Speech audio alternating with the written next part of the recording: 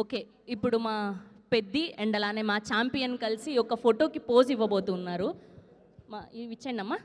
Yeah, Ram Charan గారు మీరు bat పట్టుకోండి, మా రోషన్ గారు బాల్ పట్టుకుంటారు. ఒక పోజ్ ఇలా రండి sir, in the middle. Yeah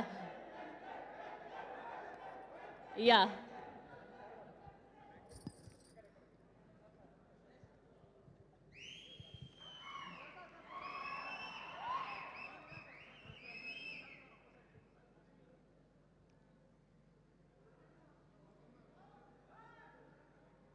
ఆహా, ఈ ఫ్రేమ్ కదా మాకు కావాల్సింది, అదిరిపోయింది అంతే.